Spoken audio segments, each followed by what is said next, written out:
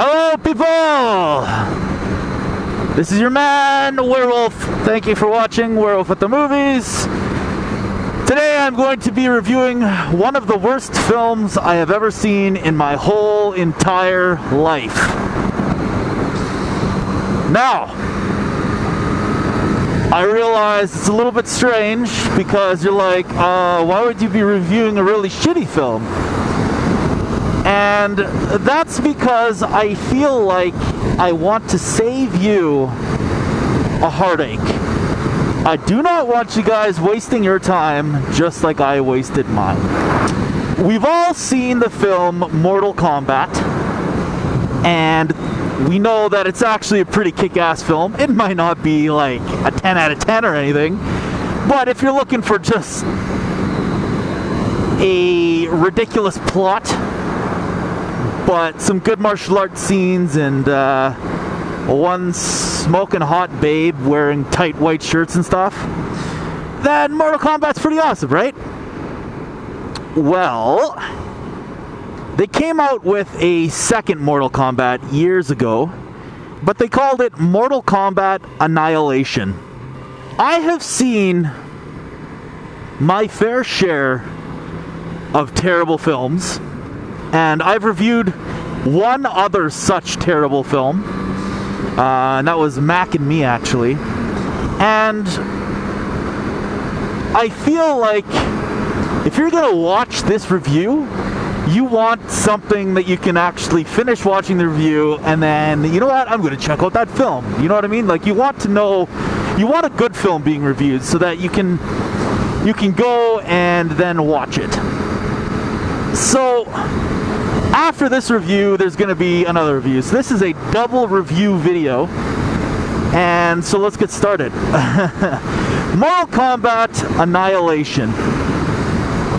I have not spent an hour and 45 minutes or whatever the hell it was doing something worse than watching this film.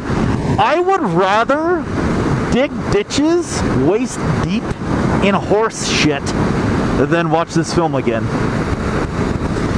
There are no significant actors in this film. They are, I'm not going to say they're no names because they've done other stuff, don't get me wrong. This film doesn't have people like Christopher Lambert, who was the original Raiden in the original film. It doesn't have people like that. This is all people who have done some acting, but you wouldn't know their names from your fucking neighbor's name. You know what I mean? Like, they could live 3 blocks down from you, and it would just be another name. I am going to be rating this film a stupendously low 3 piles of dog shit out of 10.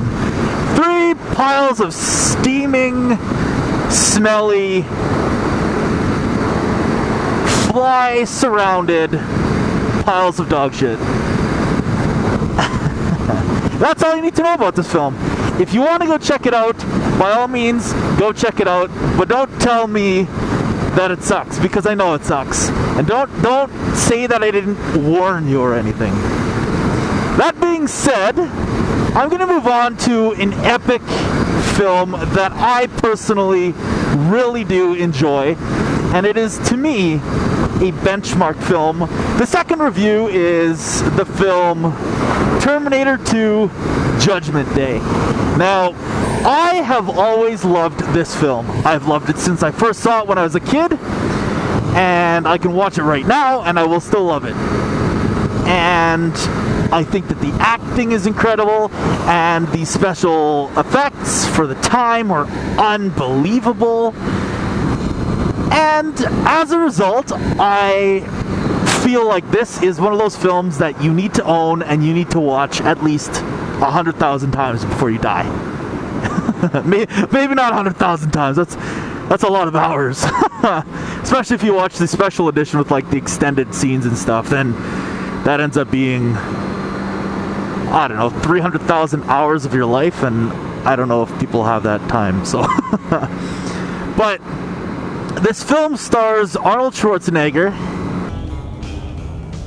I need your clothes, your boots, and your motorcycle. And he plays the T-800, who is the original Terminator. But he comes back in time to protect one young, very young, Edward Furlong. It's not my mother, Todd. Who plays John Connor. And John Connor is being stalked and hunted by another robot. Actually, he's not even a robot. He is what they call a mimetic polyalloy, which means he's liquid metal. And he is played by one famous actor by the name of Robert Patrick.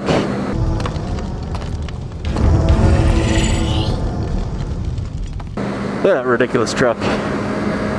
Yeah, so Robert Patrick plays the T-1000, and he is mimetic polyalloy, and I guess that means liquid metal, but he thinks the same way that the original Terminator, so Arnold Schwarzenegger's character thinks. He thinks the same kind of way as for terminating people, like hunting them down and stuff. So they've sent the T-800, which is Arnold Schwarzenegger's character, back in time to try and save John Connor from this T-1000.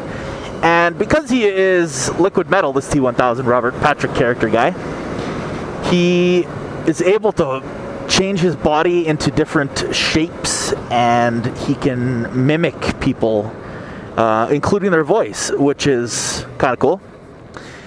And so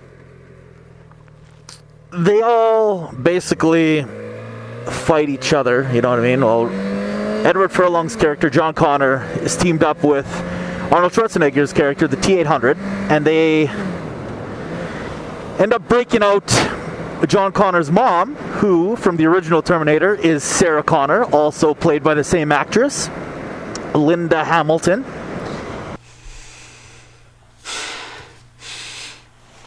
Good morning, Dr. Silberman. How's the knee? And from there, shit ensues. There is gunshots and explosions, and it's super, super rad.